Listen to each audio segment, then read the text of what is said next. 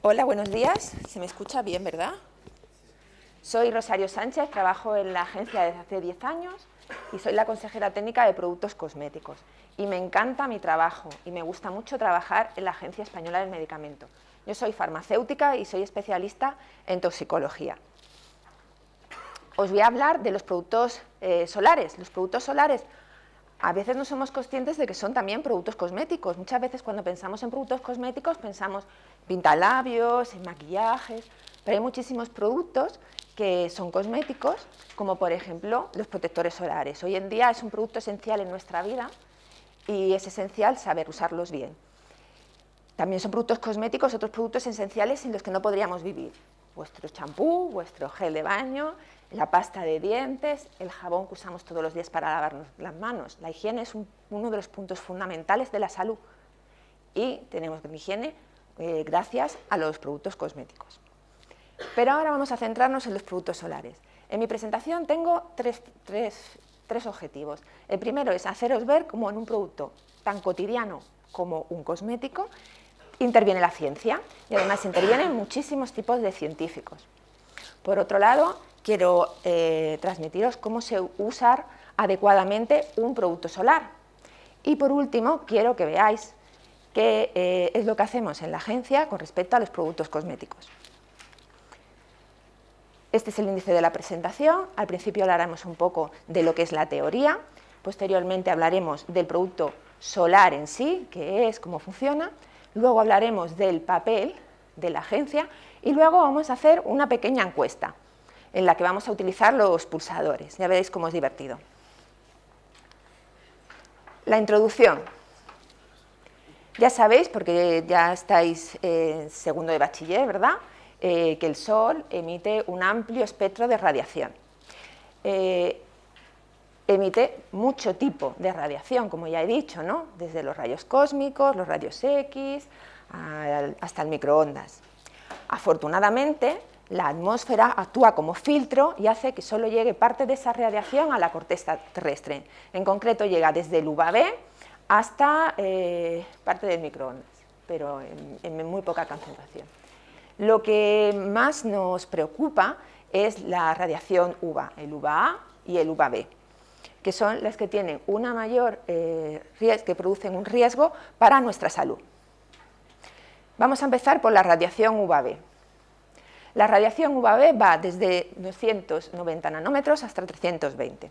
Es una radiación muy energética, pero penetra poco. La sentimos porque también puede generar un poco de calor. Es la que nos pone morenitos, es la que a todos nos gusta estar morenitos, ¿verdad?, aunque eso entraña determinados riesgos, pero es la que de verdad nos pone morenos. Pero, a cambio, hay que pagar un precio porque tiene efectos negativos para la salud. Lo primero es el eritema solar. El eritema solar es cuando nos ponemos como muy rojos por el sol y a veces pica, etc. Es la fase previa a la quemadura. También produce la famosa quemadura solar. Desgraciadamente, supongo que aquí todos alguna vez nos hemos quemado, en mayor o menor grado. Aparece un engrosamiento del estrato córneo que se llama hiperkeratosis, la piel se vuelve como más gruesa, menos bonita, menos brillante y como envejecida.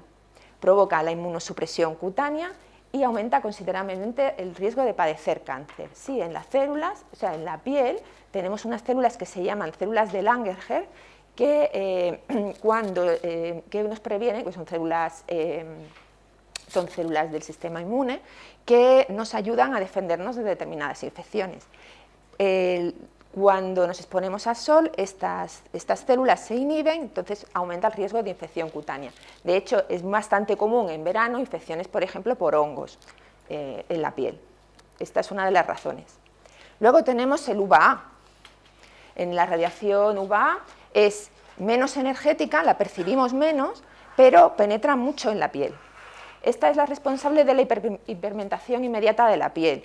Cuando tomamos el sol, al principio nos aparece una pigmentación un poco oscura, pero no es el verdadero bronceado que suele aparecer como de 12 a 24 horas después. Esta es la radiación UVA, el efecto de la radiación UVA. Pero también tiene efectos negativos. El primero es la alergia solar. Habéis conocido, porque yo creo que cada vez es más común, que hay personas que dicen que no se pueden exponer al sol porque le dan alergia. Le aparecen unos sabones que pican mucho y además es difícil de tratar, desgraciadamente. Reacciones fototóxicas.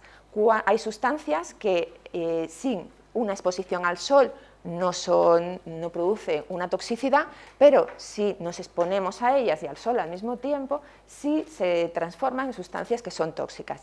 El ejemplo más claro son el género citrus y en concreto la esencia de bergamota, que si le aplicamos un perfume con esencia de bergamota y tomamos el sol, pues padeceremos una enfermedad que se llama la dermatitis de Berloque, que deja una mancha muy llamativa negra en la piel. Hay muy pocos perfumes que la llevan y los que la llevan en su etiquetado pone que no se debe exponer al sol.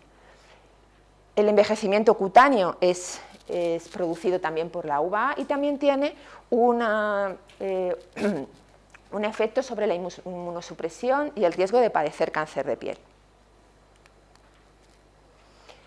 Hasta aquí, ¿quién ha intervenido? Bueno, pues hasta aquí intervienen los físicos, ¿no?, que nos describen la radiación, y todos los epidemiólogos, estadísticos y demás, que nos describen los efectos médicos, que nos definen los efectos que tiene la radiación solar frente a nuestra salud.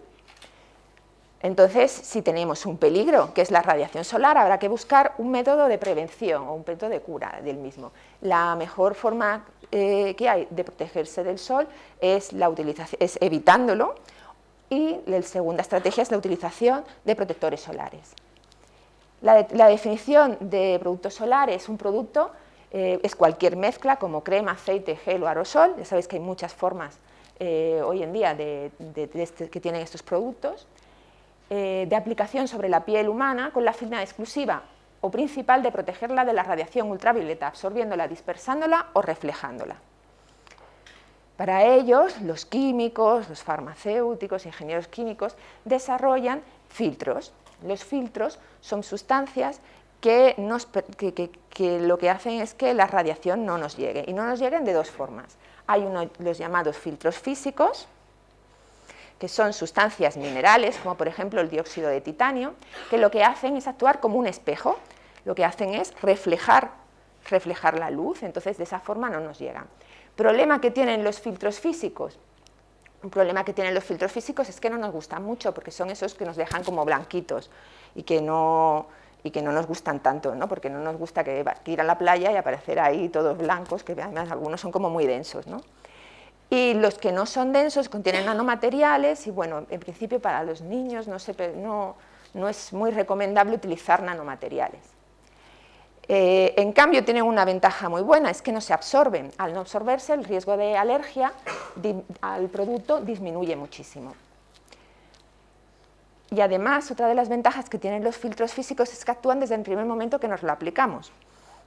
No hace falta esperar, porque como no se absorben, no hace falta darle un tiempo a la piel para que lo absorben.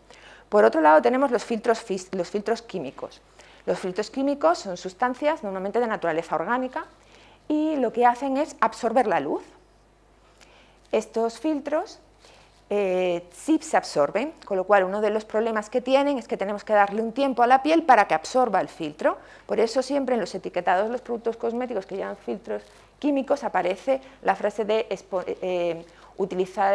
aplicar el producto 20 minutos antes de la exposición, porque es necesario que se absorban. En general, la mayoría de los protectores solares que hay hoy en día combinan ambos filtros. Estos tampoco te dejan blanquito, pues son como más, nosotros decimos que son cosméticamente más... ¿Cómo actúan los filtros químicos para evitar...? Absorben la energía solar, la radiación, perdón. Evidentemente, todo tiene una reglamentación. Si queremos que los productos tengan unas garantías de seguridad, eficacia e información, es necesario que haya un soporte jurídico detrás que nos permita hacerlos de forma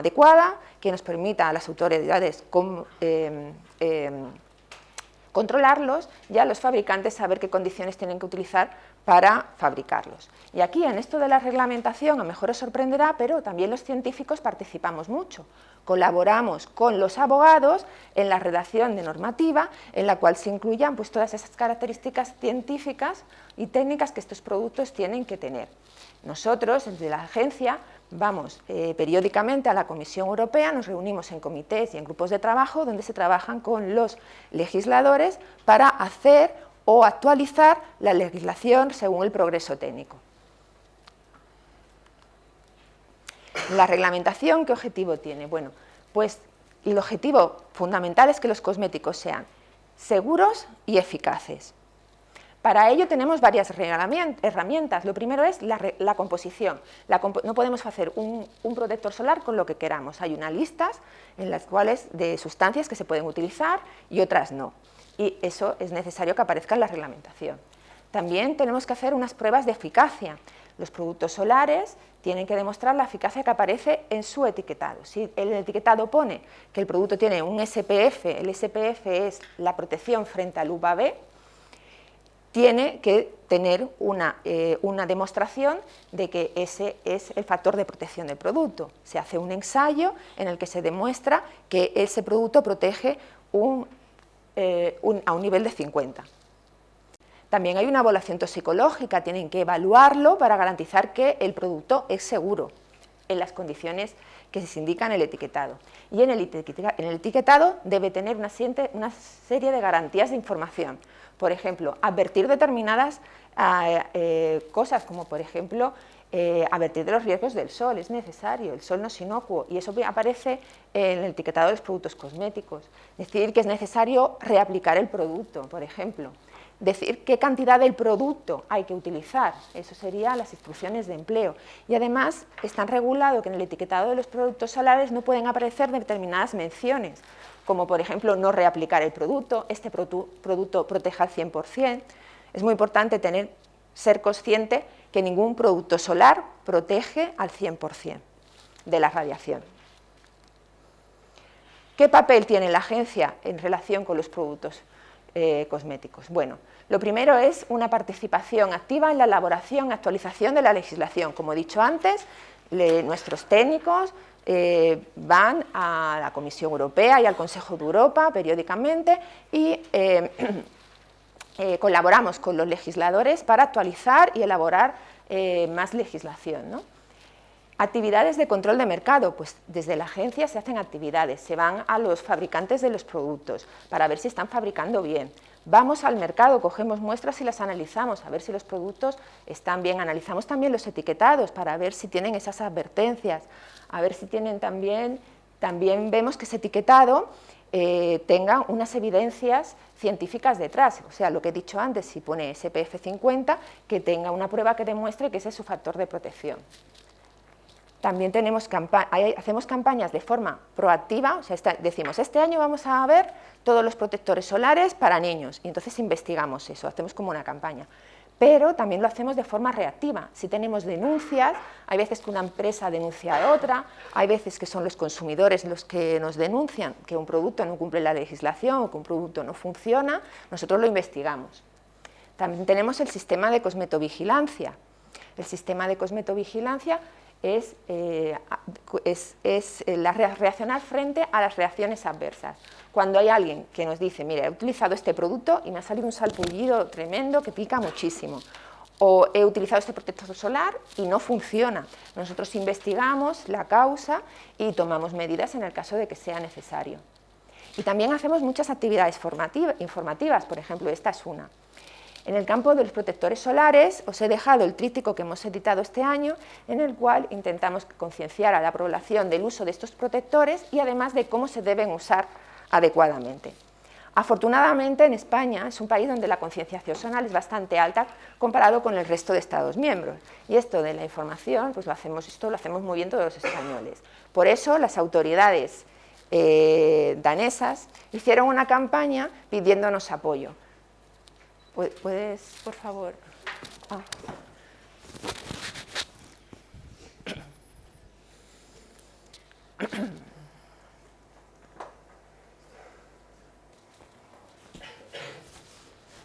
Distinguidos ciudadanos de España, Dinamarca necesita su ayuda. Los daneses amamos su país. Sin embargo, hay un problema. El fuerte sol daña nuestra delicada piel y cada día muere un danés de cáncer a la piel. Ustedes ya tienen bastante con lo suyo, pero les rogamos respetuosamente su apoyo. Ayuden a un danés al sol.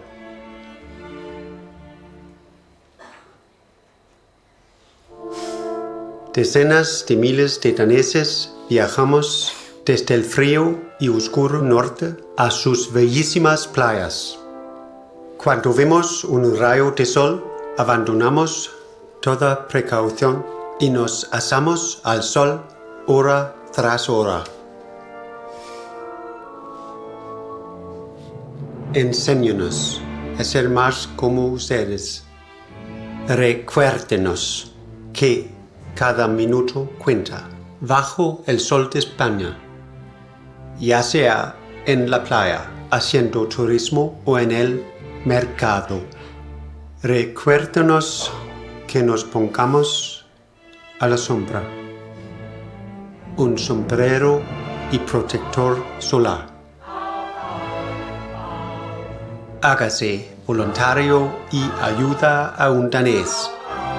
En nombre del pueblo danés, nuestro más sincero agradecimiento y hasta pronto.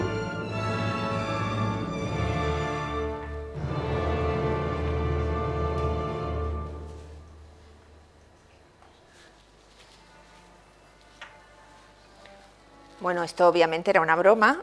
Es una campaña que se hizo en Dinamarca para promover el uso de los protectores solares dentro de su país, ¿no? y tomar el sol de forma responsable. A mí me hizo muchísima gracia cuando el representante danés lo compartió con nosotros, me pareció muy divertido. Bueno, ahora vamos a hacer una pequeña encuesta, ¿vale? Es como un juego más bien. Vamos a ver lo que sabemos de los protectores solares, que estoy segura que muchísimo, ¿no? Entonces, yo voy a hacer una pregunta y con el pulsador, pulsando 1 significa que sí, pulsando que no, 2 significa que no, y después vamos a ver los resultados y explicaré las conclusiones. ¿Vale? Entonces, los protectores solares de máxima protección, que si no lo sabéis son 50+, nos protegen totalmente de los riesgos de la radiación solar. 1 sí, 2 no. Podéis ya pulsar, ¿no? Sí.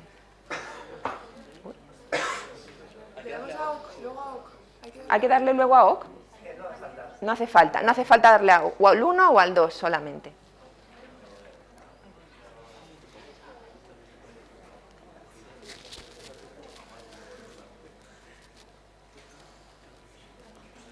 Vemos los resultados, a ver.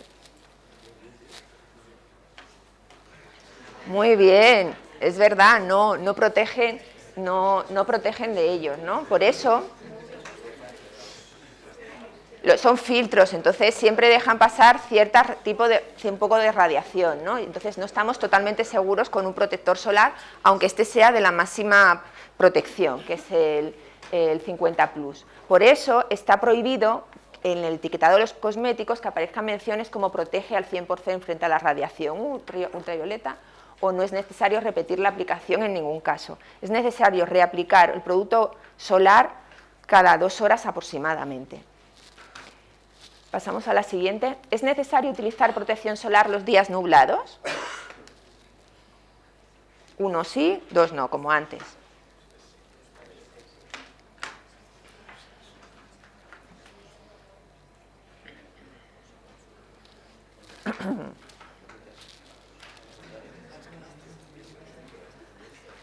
¿Vemos las respuestas o va con tiempo? Ah, ok.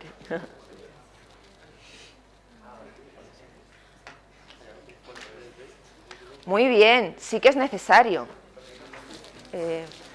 Durante las jornadas cubiertas, además, estos días de nublados, hay que extremar las precauciones, porque como tenemos menos sensación térmica, no nos damos cuenta que nos estamos quemando. Sin embargo, la radiación solar sigue pasando a través de las nubes y nos podemos quemar. Entonces, es verdad, a los días nublados hay que seguir usando protector solar. Estos chicos, aquí hay nivelón, ¿eh? Aquí nivelón. El siguiente. Además de en verano, ¿es necesario utilizar protección solar el resto del año? 1 sí, 2 no.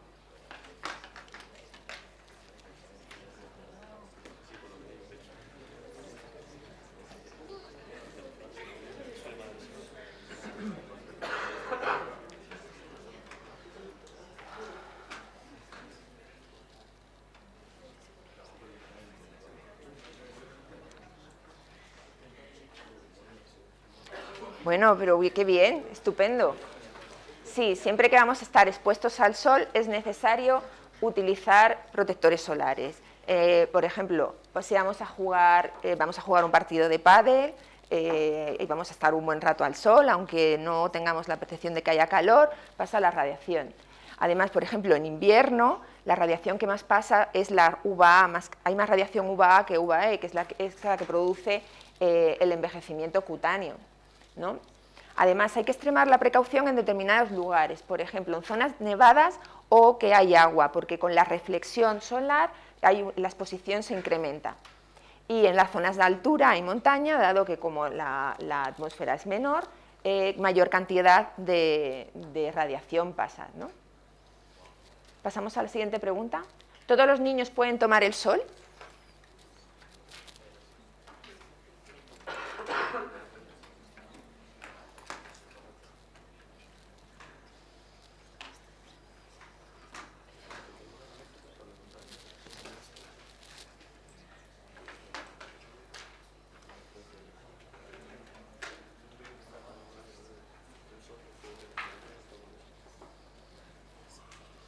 Muy bien, no, es cierto, no todos los niños deben tomar el sol. Los niños menores de 3 años no deben exponerse al sol y además deben estar protegidos con sombreros, gafas, protectores del más alto nivel y además hay que darles de beber con frecuencia.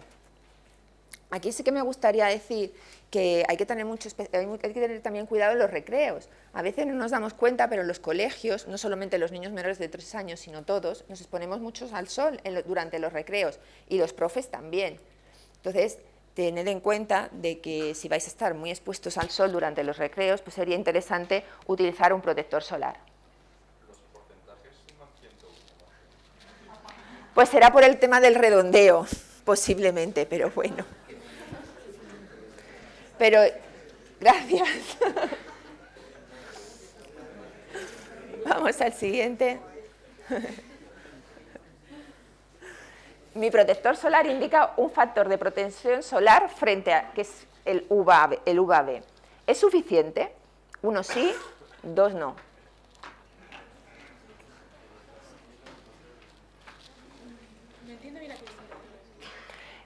Cuando veis el factor de protección solar, que es el que pone 50 más, 30, eso es el factor de protección solar. ¿Es eso suficiente? O sea, ¿es suficiente con que un protector solar proteja frente al UVB o debería proteger también frente al UVA?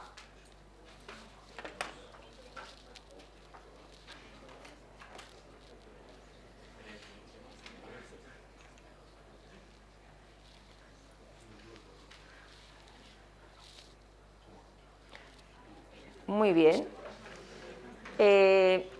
Los protectores solares tienen que proteger por ley frente a la radiación UVB y frente a la UVA.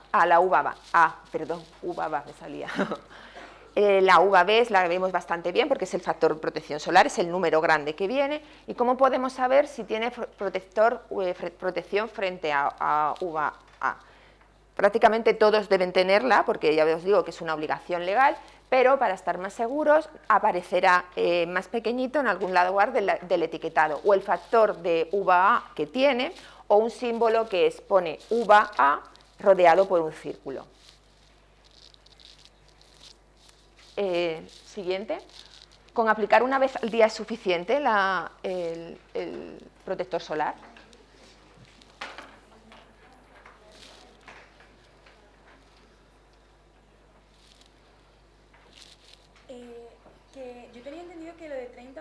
50 más y todo eso, ¿indicaba el tiempo que protegía? No, indica el grado de protección, pero no el tiempo que puedes estar protegido. Todos los protectores solares, independientemente del factor que tengan, tienen que reaplicarse aproximadamente cada 2 o 3 horas.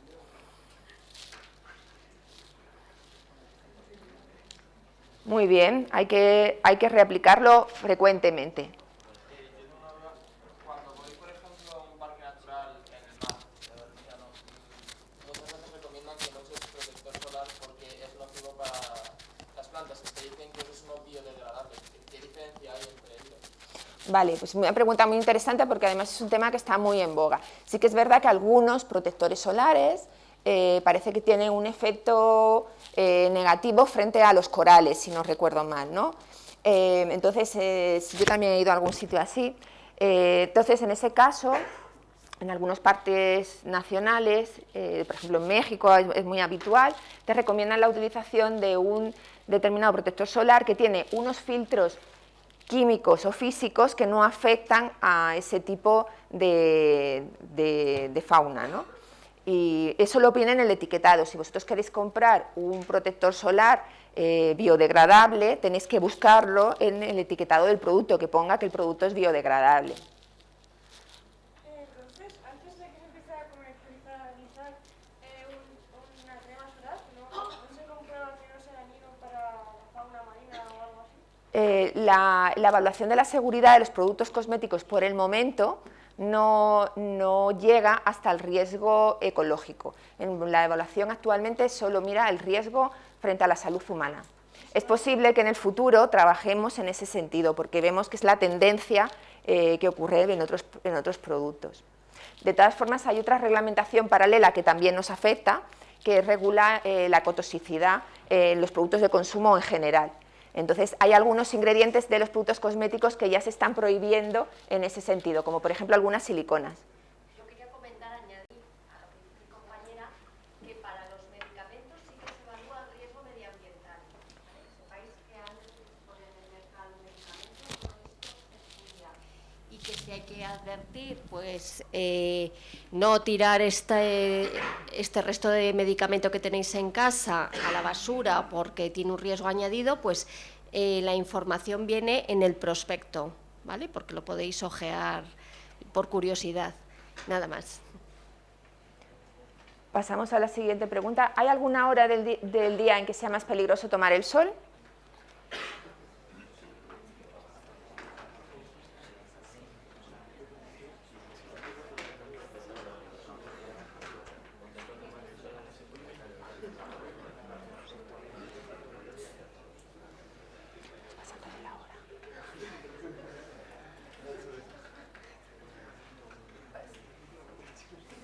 Pues sí, entre las 12 y las 4 de la tarde habría que evitar lo máximo posible el tomar el sol y exponerse al sol de cualquier forma. En el caso de que sea inevitable, pues debemos extremar las precauciones y utilizar protectores solares, así como camisetas, gorras, gafas de sol, pantalones largos para evitar la exposición. Pasamos a la siguiente. ¿Es suficiente con ponerse crema en la cara y el cuerpo para estar protegido?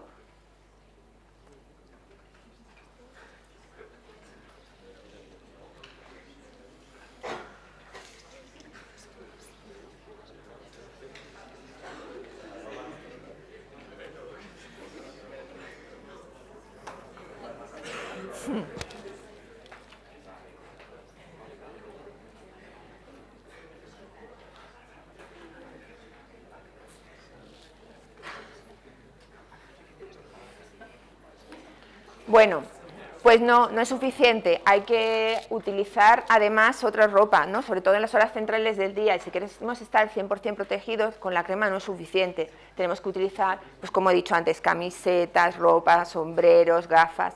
Y aquí me gustaría hacer un pequeño inciso porque veo que cuando preguntamos, vemos que la gente dice, no, yo me he puesto el protector solar en todo el cuerpo, pero vemos que hay zonas que se nos olvidan, por ejemplo, los empeines de los pies, en las corvas detrás de las rodillas y sobre todo en las orejas. La mayoría de las chicas, si tenemos el pelo largo, bueno, y muchos chicos también tienen el pelo largo, pues no hay mucha exposición, pero los chicos o chicas que tengan el pelo muy cortito, o los señores que ya no les queda mucho pelo, pues tendrían que protegerse muy bien las orejitas y también la calvita, obviamente, ¿no?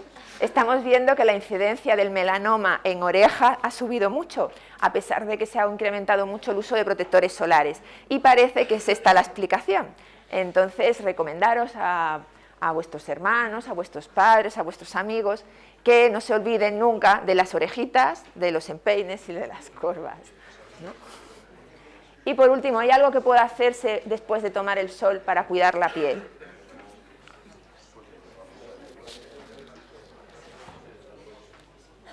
¿Se ha movido eso?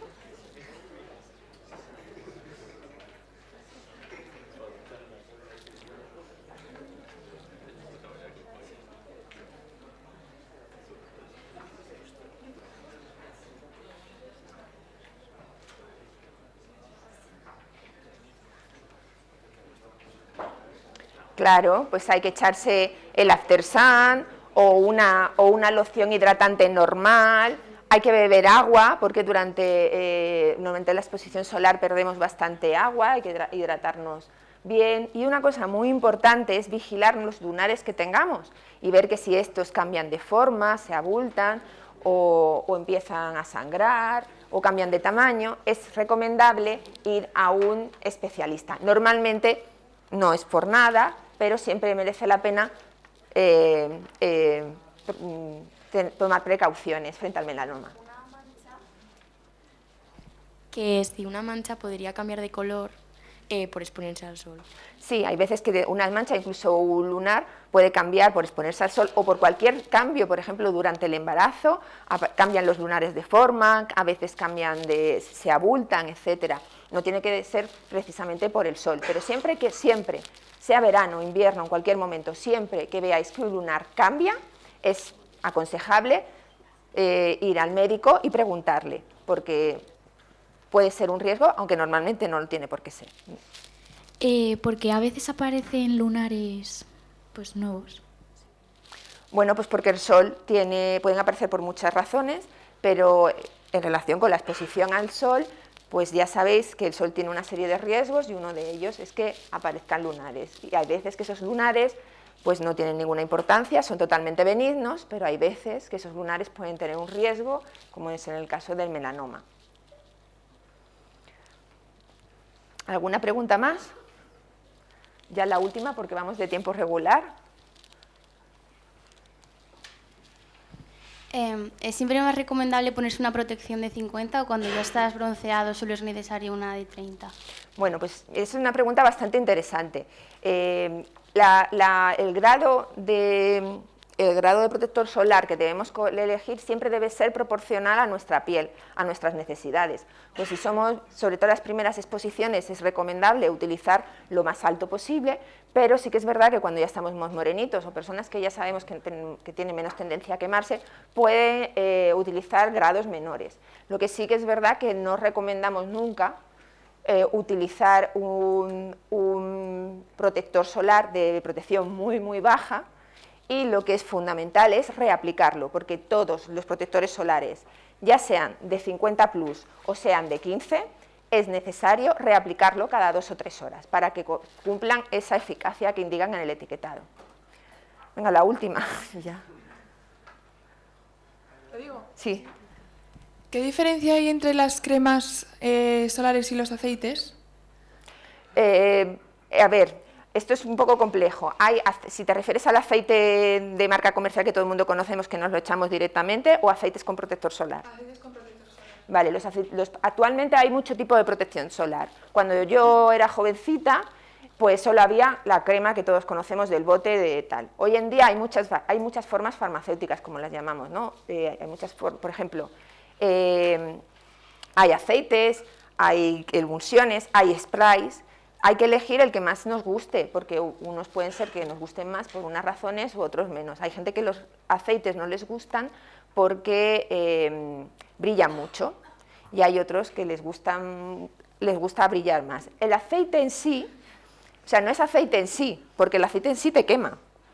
Son fórmulas que parecen un aceite, pero en realidad no son un aceite en sí. Porque el aceite, antes, en la época de mi madre, la gente se echaba el aceite directamente, se ponía al sol, se ponían muy morenas, pero se quemaban. El aceite no previene en sí.